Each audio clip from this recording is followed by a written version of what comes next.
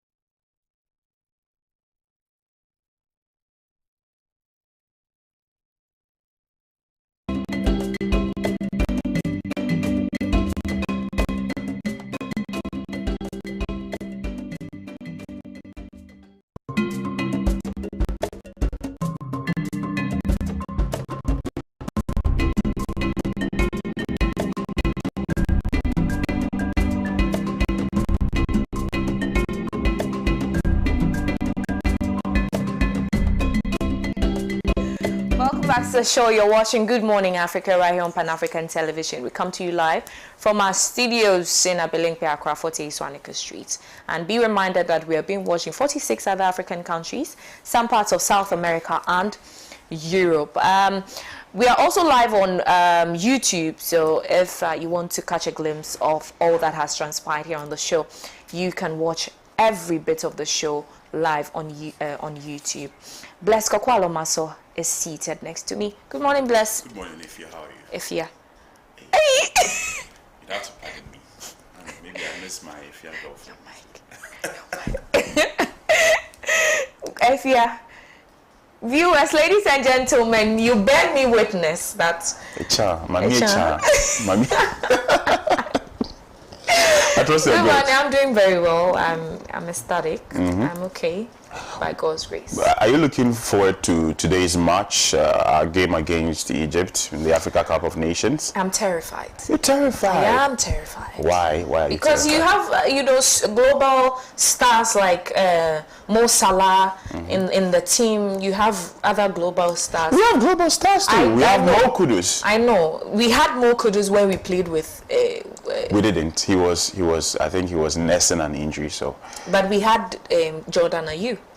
Well, yes. Was the day Ayew on the pitch on that day? He was. Exactly. So what difference will it make? The difference is that this game is a must-win. We have to win this game. Otherwise, our chances of qualifying to the next stage of the competition would probably hit the buffers. So we are bound by compulsion to win this game. And I feel that the Black Stars, as you would know them for, actually come to the party when it really matters. Yes, so I wouldn't be surprised if we beat Egypt today. Egypt themselves, they do not have a strong team like that. They don't. Like the Egypt team, the national team. They do not. They do not. You mentioned Mo Salah, and then there aren't so many other players that you can mention that you think would come to the party. You know, that's why in their first game against Mozambique, it had to take a penalty for them to restore parity when Mozambique had actually gotten ahead, I think in the 60th minute of the game or so. It's going to, I know it's not going to be an easy game for the Black Stars, but like I earlier stated, with all the backlash and how we've launched scathing tirades, you know, at them, I believe, and it is my fervent hope that they prove us wrong. And yes. I feel like that's what the Black Stars does. That's what they do primarily. When all hopes are lost, that is when they come to the party. So I'm predicting a win for Chris Hughton and his Chargers later this evening. A 2-1 win for that. What time are we playing? At 8 p.m. We'll be playing at 8 p.m. in Abidjan. It's my fervent hope that we win by 2-1. The goal getters, maybe Jordan Ayew, for all the tirade that is directed at him and all the backlash. It's my fervent hope that he is on the scoreline. Also, I'm hoping that Mo Kudus returns, and if he does, I mean, he's a star man. Yes, and I hope that he would help the team get on the score sheet. I hope so too. For Egypt, the obvious choice would be Mo Salah to be on the score sheet, but ultimately, I believe, or I hope that Ghana wins by 2-1. Hope so too. Yeah. 2-1 specifically. Yes, 2-1. You even wish for Egypt to score. Oh yes, yes. That's very generous of you. No, but the most important thing is that we win. You understand? Yeah. So their scoring would be insignificantly infinitesimal to our progress as a team. You understand what I mean? So we have to win the game by whatever margin, 3-2, 5-4. We do not see such score lines in the Africa Cup of Nations, by the way, like 5-4 or something. No, it's something that rarely happens. But yesterday, tournament favorites, as everybody knows them to be, Morocco, they hit the ground running. They won by 3-0 yesterday. It could have been a cricket scoreline if you ask me. I watched the game, and then they are not yet to play. They are not in Abidjan to play. So I won't be surprised if they are able to. How are the defending champions faring? They are not faring bad either. Senegal, I think they won their opening group game by 3-0 also. They have scored the joint highest number of goals in the competition thus far. They coupled with Morocco for that matter. Yeah. So they have the joint number of most goals scored in the competition for a team, 3-3. Yesterday I watched Morocco and wow. I'm impressed. Wow. They played some beautiful football. I think today I'm going to commit myself to watching the football, today's game. Because I haven't. You mean the Black Stars? The Black Stars. Oh, you should. You should. Yeah, I feel like, in as much as we've harbored some form of discontent towards the team for their shambolic showing over the past few years. If you look at the AFCON that our last AFCON before this one, the very fact that a non-footballing team like Comoros, they dumped. Comoros. Yeah, Comoros. They dumped us out of the competition. Yeah. You look at our showing in the Mundial, the World Cup in 2022, December 2022, when we won, or when we played against, I think, Ronaldo's Portugal in the opening group game. I think we lost by 3-2. There was hope that, to have come up against a very good side like Portugal and then lose narrowly, our next game was going to be good. Then, of course, they proved that, yes, our next game was going to be good. Against South Korea, I think we won by 3-2. Then the final game where we had vengeance in our hearts and minds, where we believed that the players were going to balm old wounds caused by Luis Suarez in the 2010 World Cup. Bloods were boiling. I mean, it was so bad. We got a penalty in the early minutes of the game. Dede Ayew was unable to net it.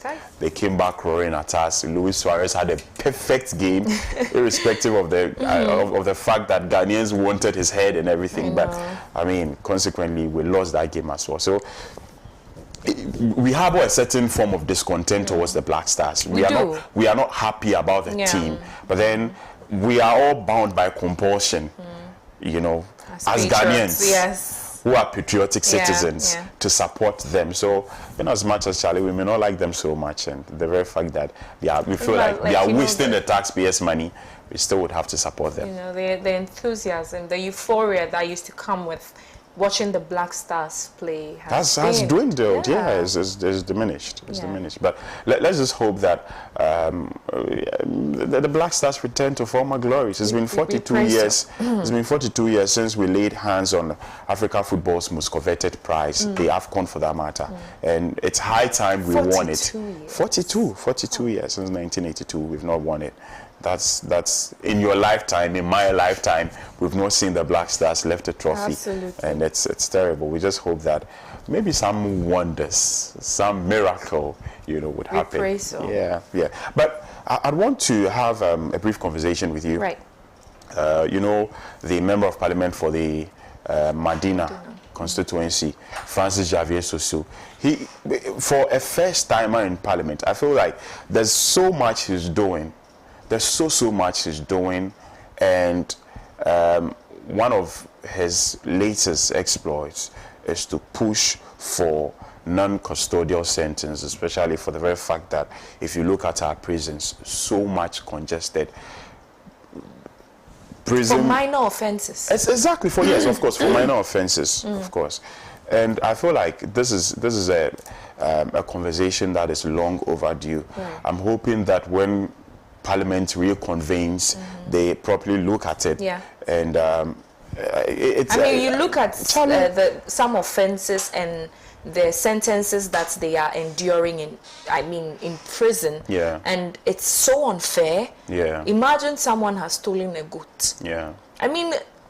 Reasonably, the person could have just returned the goat or pay for the goat. Yeah. Pay a certain amount. Exactly. For the goat, or perhaps compensate the owner of the goat. But the person is serving like a 5-year jail term. Yeah, and I feel like we all as a country, we've seen that a lot of times, and the reasons for which proceedings are held publicly is so that we also get to see how these Witness, yeah. judges, you know, make their verdicts, and we are their judges as well. You know, by so doing, we are also able to judge them. And the judgment from the people is that these sentences are too harsh. But usually the statutes stipulate offences and their corresponding or prescribed Punishments. Yeah. So perhaps, but stealing is stealing. Yeah. But I think when it comes to giving custodial sentences, what has been stolen should be taken into consideration, because goods. Yeah. If you look at the value of these things that are stolen, these items that are stolen, and you look at how some public officials reap the public purse, literally, and they serve even, you know, lesser terms. Some are even free, walking free on the streets. Yeah. It's a real issue. I'm going to be having a conversation with persons from the York St. John University pretty shortly. But before that, Gregory Amoah will be joining us with Parliament in Focus. We'll look at things happening in Ghana's legislative arm of government. Do not go anywhere. Do stay.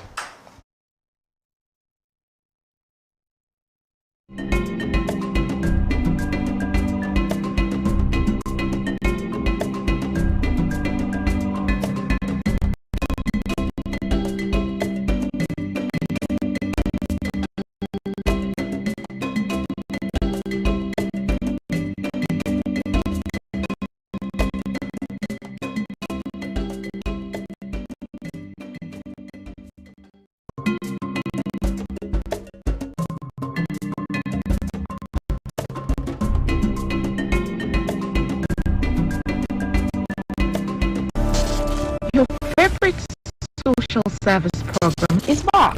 Cocaine, pure cocaine, is not addictive. What is addictive is when it's adulterated. People don't even know that that is the status of the law.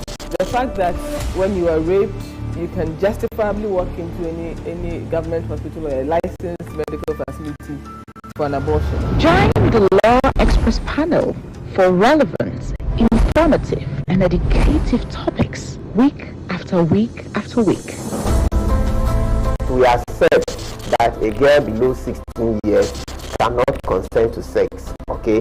So if she even invites the boy into her bedroom and all that, for it, yes, you still are not supposed yes. You see, meanwhile, the boy too can be 16, so you say the girl cannot consent, but the boy can consent. It's incongruous. I'm staying with a man and I'm pregnant. I don't have any right to maintenance. You need not be married to the person, because Article 27 makes it very clear in the sense that special care should be offered to the mother during pregnancy and after pregnancy. Law Express Season 5 coming soon on this channel.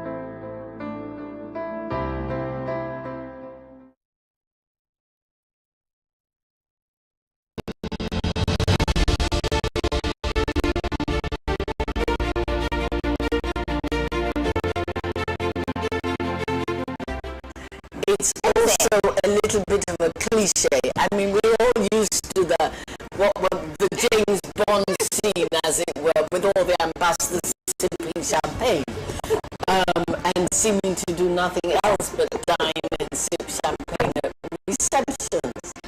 That is not true. That is a misconception of the time and the nature of the work. Diplomacy is not devoid of accountability.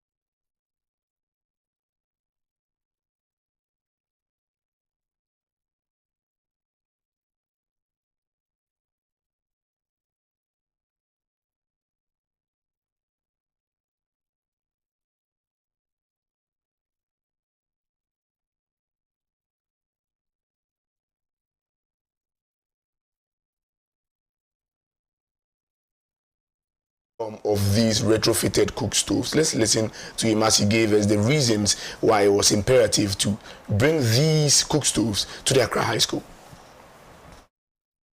Fair as it might be, a country of righteousness, where none shall wrong his neighbor, a country of plenty, where evil and poverty shall be done away with, a country of brotherhood, where all success shall be founded on service, and honor shall be given to the deserving, a country of peace. If we know how many ladies have to work on the kitchen, on shift, and the environment in which they work, you will only say, what is going on?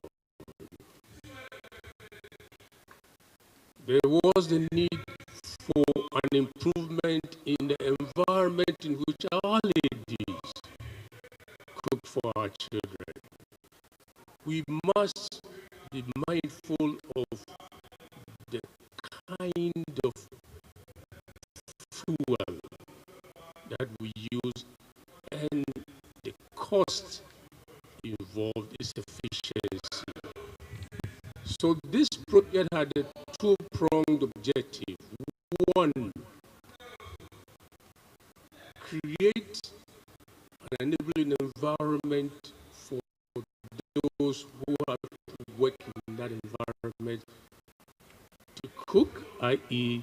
stay healthy, and two, to save on the costs of fuel in cooking.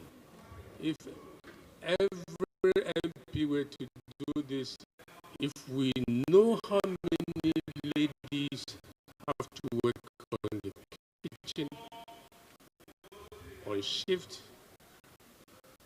and the environment in which they work, you will only say, what is going on? There was the need for an improvement in the environment in which our ladies cook for our children. We must be mindful of the kind of fuel that we use and the cost involved is efficiency. So this project had a two-pronged objective. One, create an enabling environment for those who have to work in that environment to cook, i.e. stay healthy, and two, to save on the costs of fuel in cooking. If every MP were to do this in every of his constituency, I think we'll be making one large step towards achieving our SDGs, as it was mentioned before. But what is the purpose ultimately in devising this project? To look at an environmentally friendly environment and a cost-efficient approach. Let's also listen to the Honourable Member of Parliament for the area, the Honourable Dr. Zaneto Agyemang-Rawlings, as she recounted a very solid experience in the school's kitchen, which led her to fighting for this project. Attended the Accra High School pre-centenary celebration. The headmistress at the time had asked two things: that the school be granted permission to a boarding school, number one, and that somehow they get support to make their kitchen better. The second one, which is dear project of mine, because anything relating to the environment is very close to my heart, was the retrofitting of their stoves.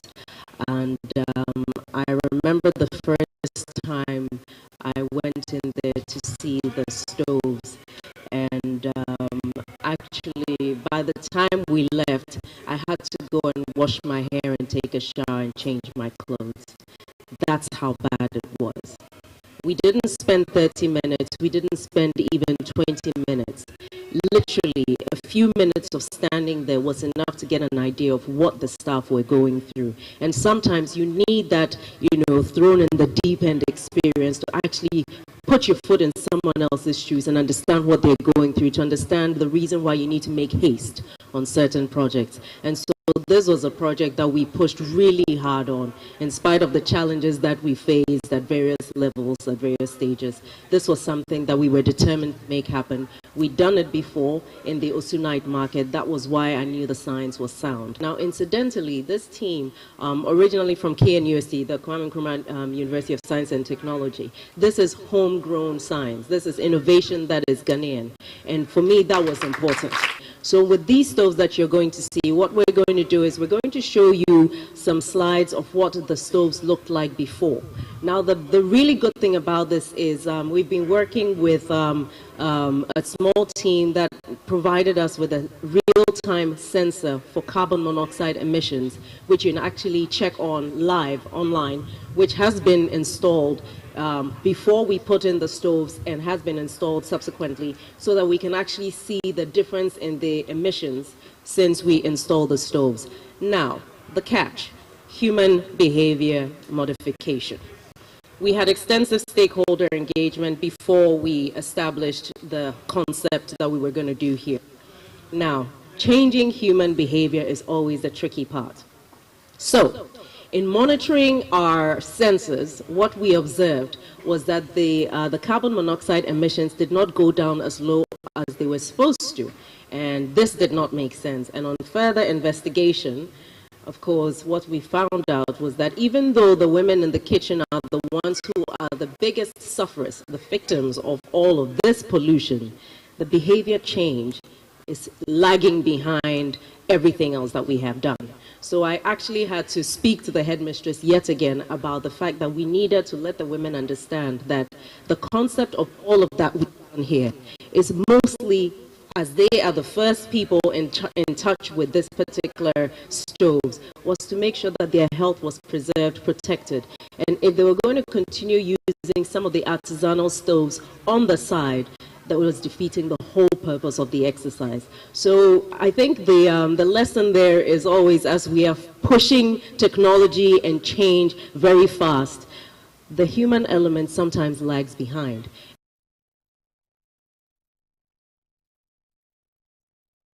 And so for me, it's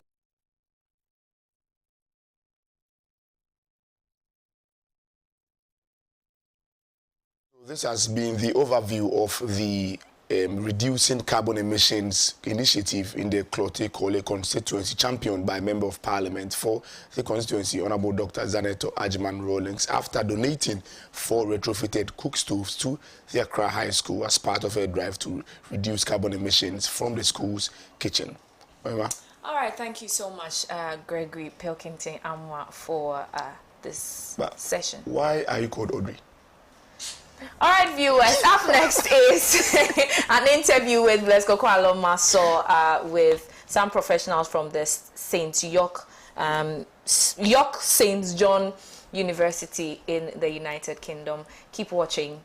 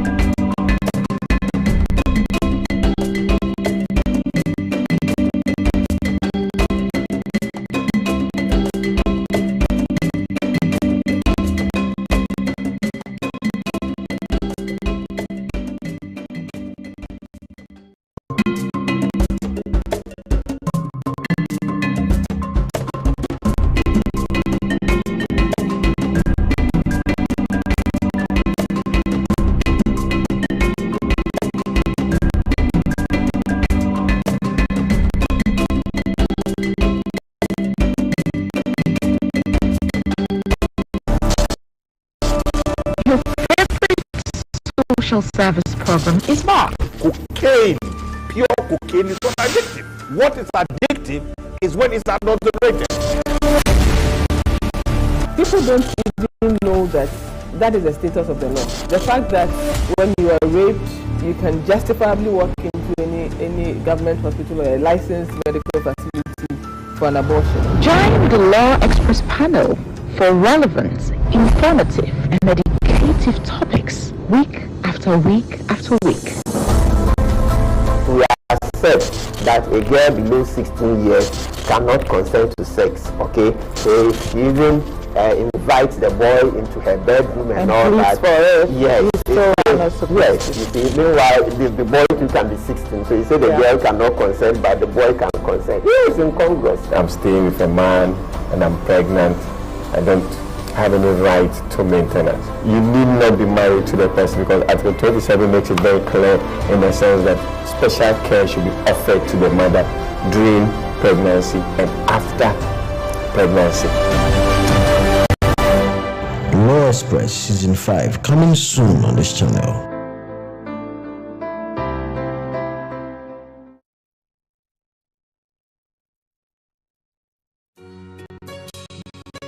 Welcome to Ridge Royal Hotel.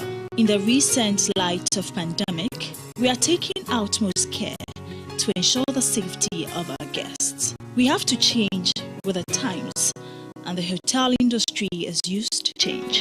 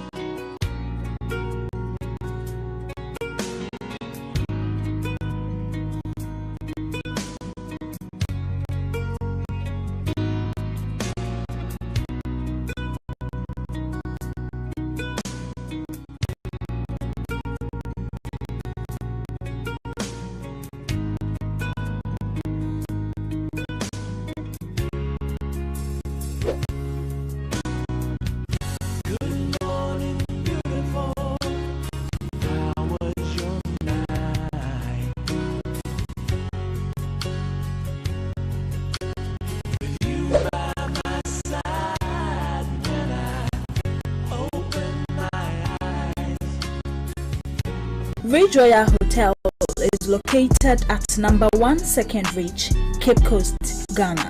For more information, contact +233 031 200 3222. Email admin@ridgeroyalhotel.com.gh. Ridge Royal Hotel, richly inviting, comfortably yours. We look forward to welcome you soon.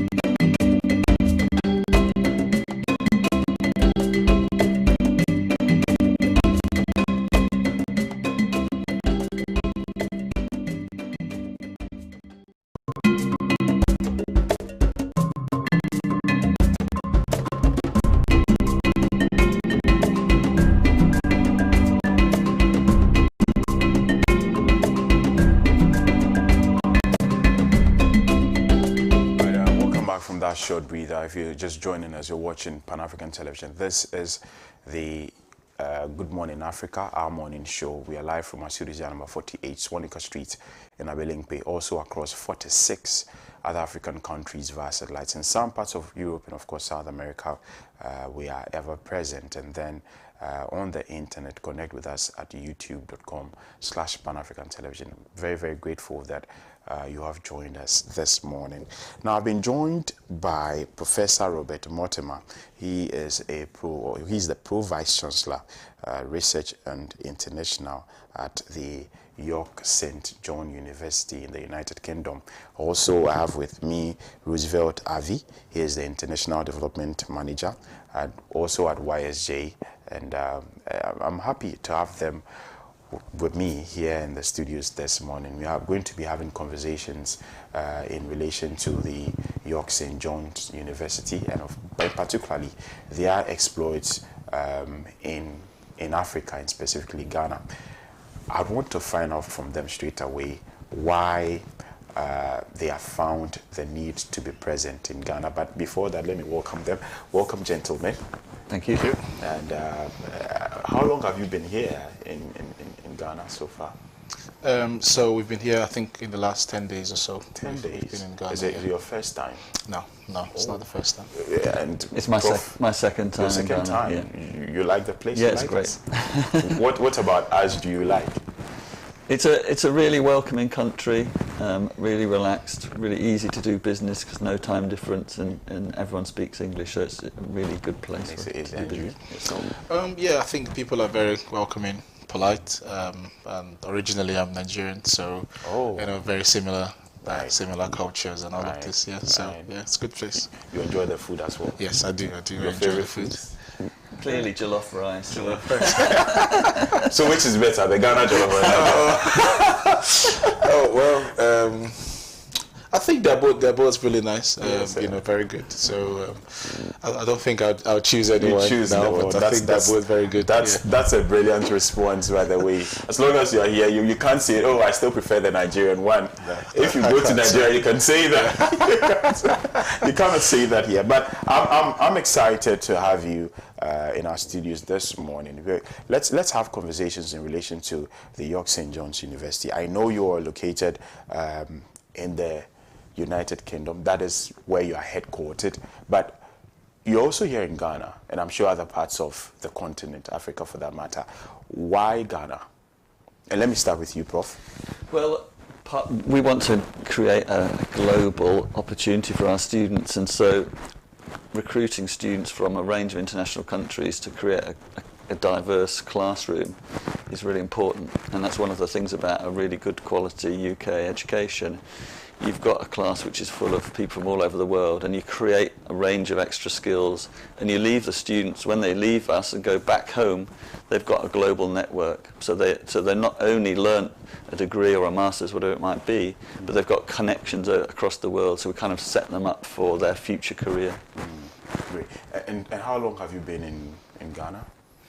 So we've been, I think, in the last 3 or 4 years, we've been actively operating in Ghana through our local partners, Empire Africa here in Ghana. So we've stayed, but before now, I think there are Ghanaian students that come to York St. John University, but in the last 3 or 4 years, we've been more proactive, coming here, trying to get Ghanaians to come and study with us. Would you say it has been a fruitful venture?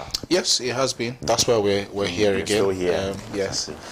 And we're one of only 5 UK universities on the Ghana Scholarship Secretariat list, which is, for us, it's a good recommendation for the quality of education that we provide.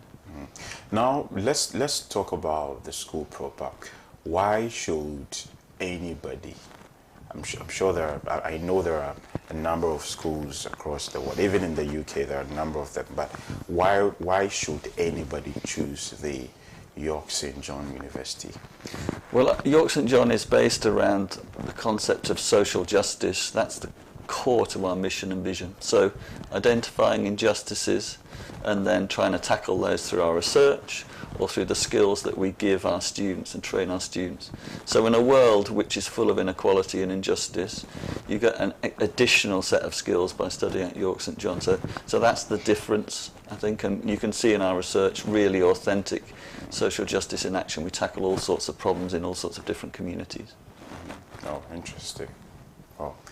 And I asked about specifically Ghana, and how the response has been so far. You said it was great. Other parts of the continent as well? Yes. So aside Ghana, which other countries are you?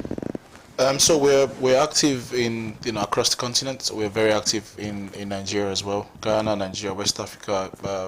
For us, it's priority for us. But we're also active in East and Southern Africa, as well as North. We get students from Egypt, Morocco, Algeria, as well as Kenya, Uganda, Tanzania. We also get students from Zimbabwe, Zambia, and South Africa. So we do have quite a diverse, sets of students that come from across the continent. Particularly the Commonwealth countries. Yes, because English speaking, so it's easy to do business. And they already speak English. They've been teaching, they've been studying in English throughout their maybe primary, secondary, or even their bachelor's degree. So when they want to come over, then it's easier to come. Like Ghana, for example, where we recognize the WASI. So students coming from Ghana do not need to sit an extra English language exam. We recognize they need to have passed their WASI with a minimum of a C6, right? And then we will recognize that and accept them for when they come and study. Oh, right. Now let's talk about your programs. How many programs are there? What do you offer? We offer a wide range. So we have our main campus in York in the north of England, midway between London and Edinburgh, and there are 5 schools there. So School of the Arts, so School of Humanities, Science, Technology and Health, the York Business School, and Education, Language and Psychology. So a really wide range of courses, from foundation to bachelor's to master's to doctoral study.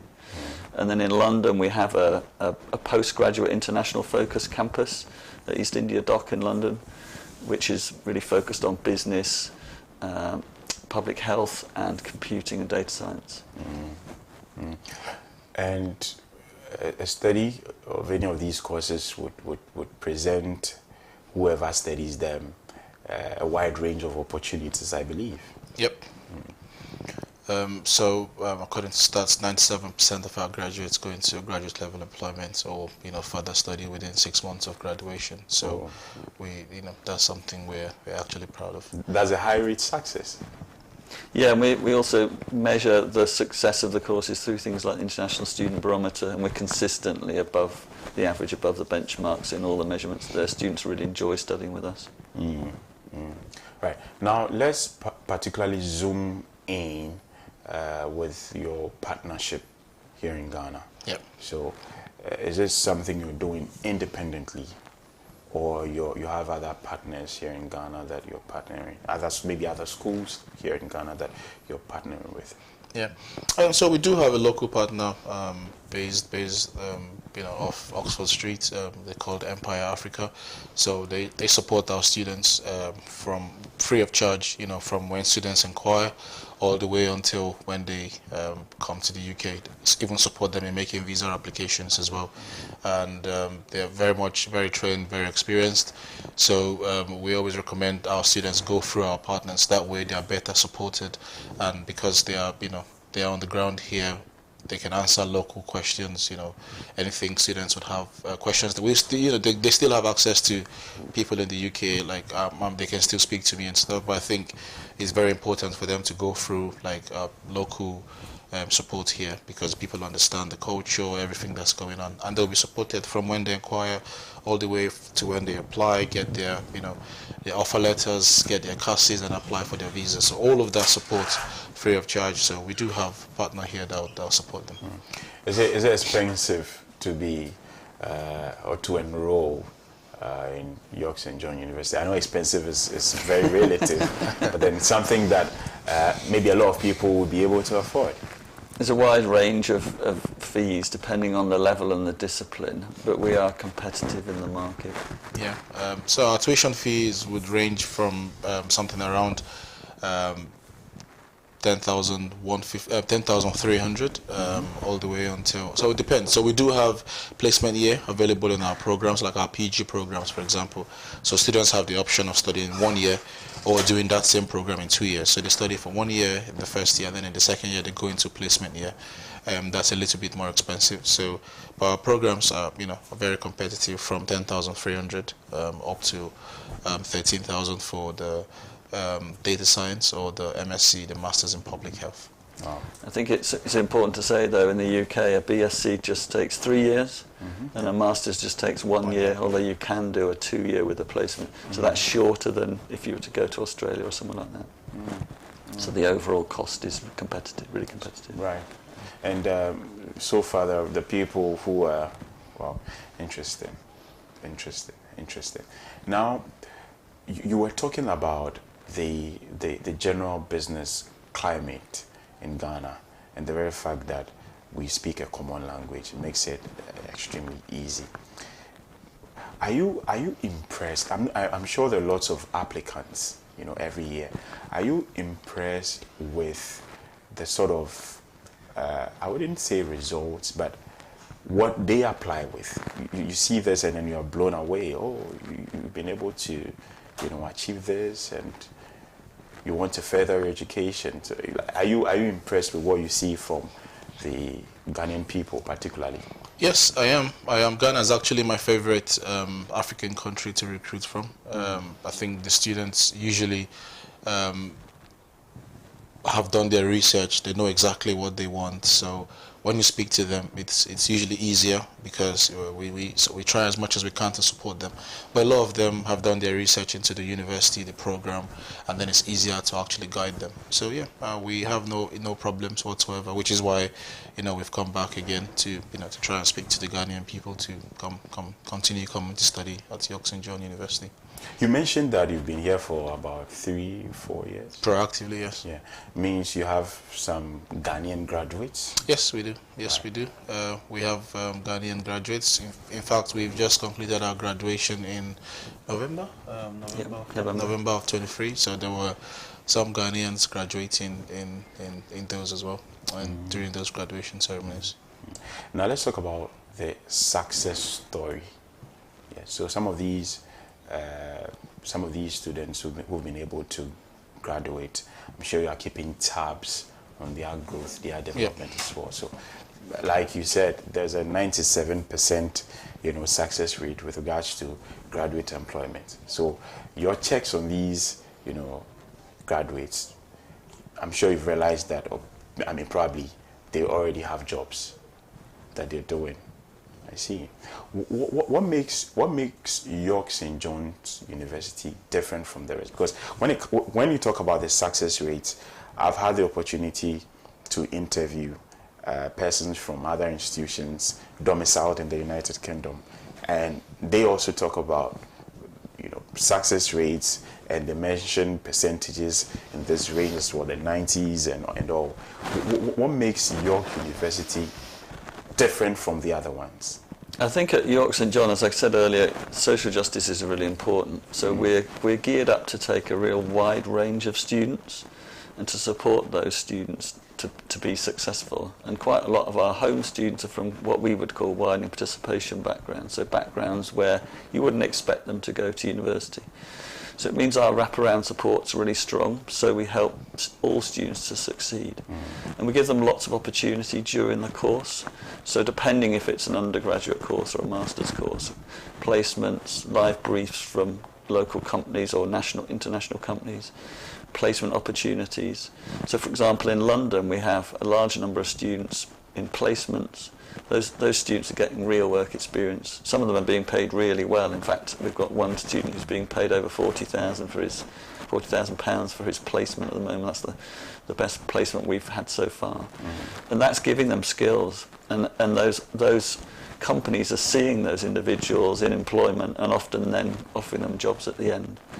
And because those companies are big companies, they have offices all over the world, so maybe they can then they may get employment in the UK for a while, but they may then come back. And actually, it's quite important to us that we're training people to get the skills and get the experience, but then come back. So we're not about, because of social justice, we're not about brain drain and just taking students from Ghana who don't come back. It's really important for us that they get a really good experience and education, and then they come back and support the economy in Ghana.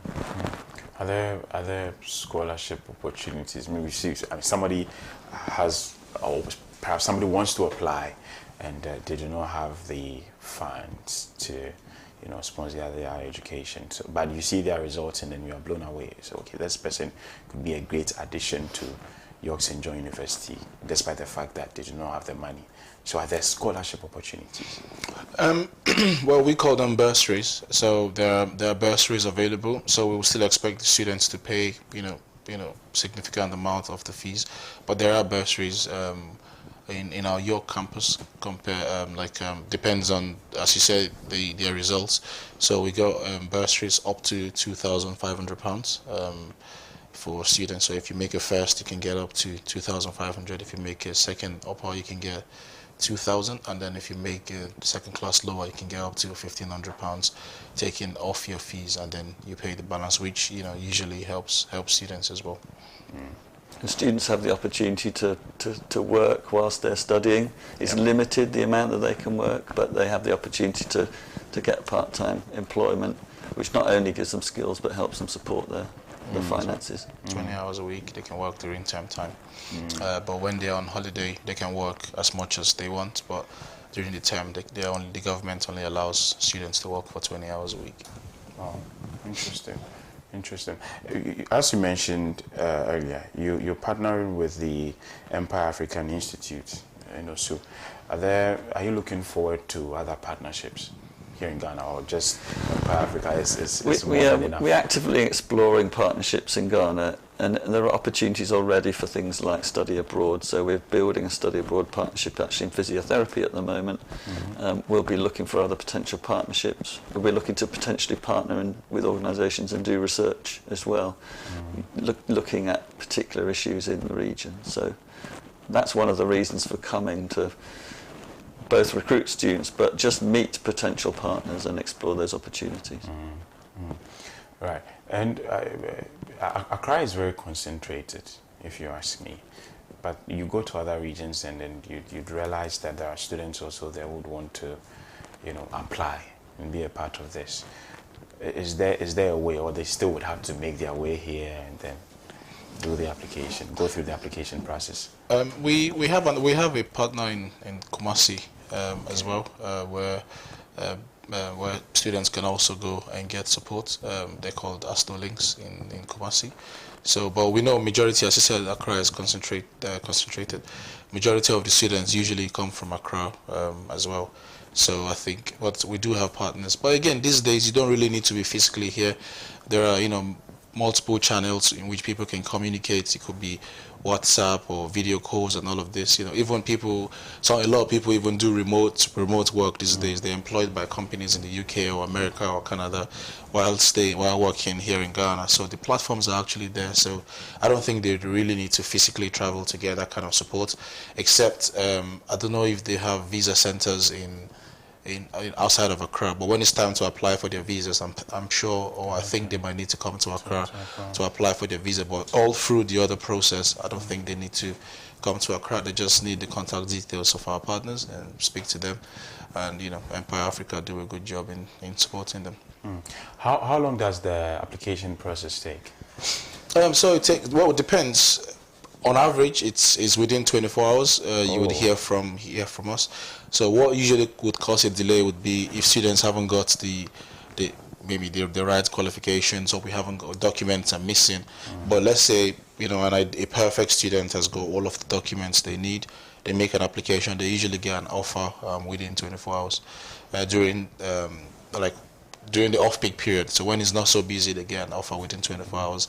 And after that, we still try our best to give them an offer within 24 hours, but when it's the peak time, we ask them just to say expect some delays. But even in that, it wouldn't take more than 72 hours for them to get what's the right qualification you mentioned? Yeah, so we need all of our qualifications for the master's program. We need students to have a minimum of a second class lower to apply for all of our PG programs.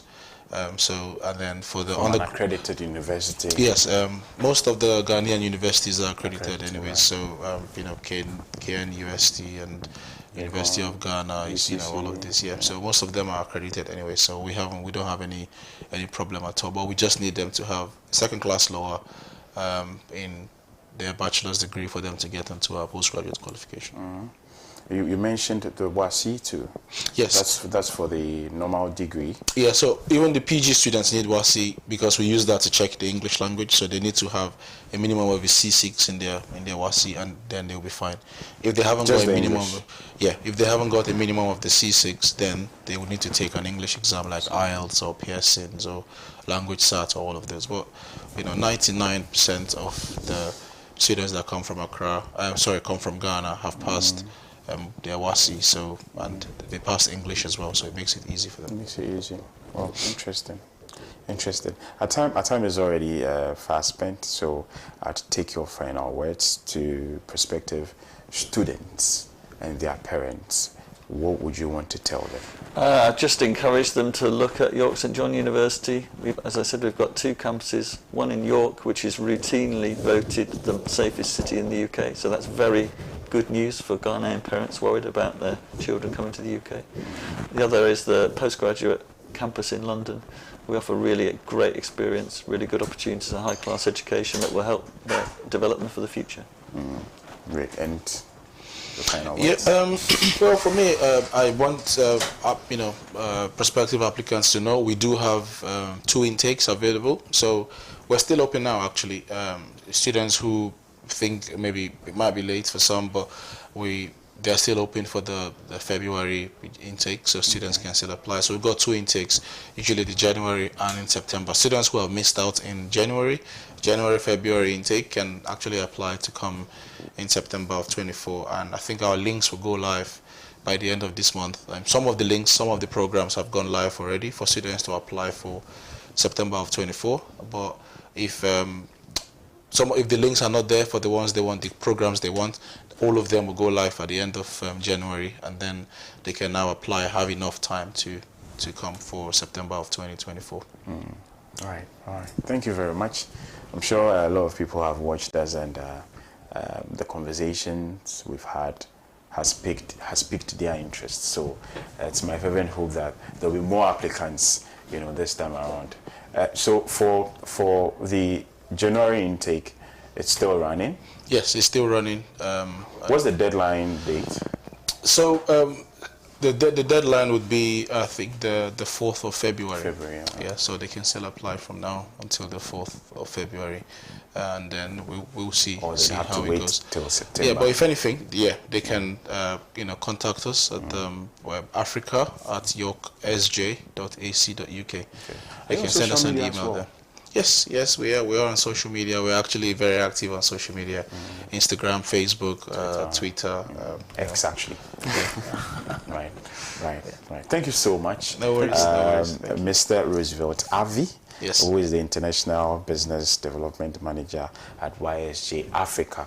And then, of course, Professor Robert Mortimer, who is the Pro Vice Chancellor Academics. Thank you so much for your time this morning, and to you at home for doing the watching. We're extremely grateful. I'm sure you've enjoyed this morning's conversation, and if you have dreams and ambitions and aspirations of furthering your education, York St. John's University presents you a very fine opportunity. We've talked about their success rate in terms of finding a job, 97%. That's extremely impressive. So, if you want to put your career on the right path, the very first step to doing that is to enroll with the York St. John's University, and they're going to ensure that. And also, before we go, I wanted to find out what's the performance of Ghanaian students. You already have some graduates. Yeah. Did they perform so well? So a lot of the students now would have just graduated, so they would probably be going into employment now, and some of them will be doing placement year, because we've only been very proactive in Ghana from 2022. Very proactive. So a lot of them are just graduated and going into employment. So probably when we come back here next year or later in the year, we would have accurate data, to tell you about how Ghanaians are performing. But they just graduated in November, so it's still, a short period. But I mean, for the very fact that you said Ghana is your favorite country to recruit from, yeah, it is actually. I know that is going to translate in the results as well. Thank you so much, Mr. Roosevelt Harvey, and also Prof. Robert Mortimer. It's been a pleasure. I'll catch you on the newspaper review segment of the show pretty shortly. Honorable Inusa Fuseni, former Minister for Lands and Natural Resources, as well as Elvis Bota, former Deputy National Organizer of the NPP, and Richard Niyama Mafio, who is a blue economist. They will be joining me for the newspaper review segment of the show. Do not move, and Marcel, to stay.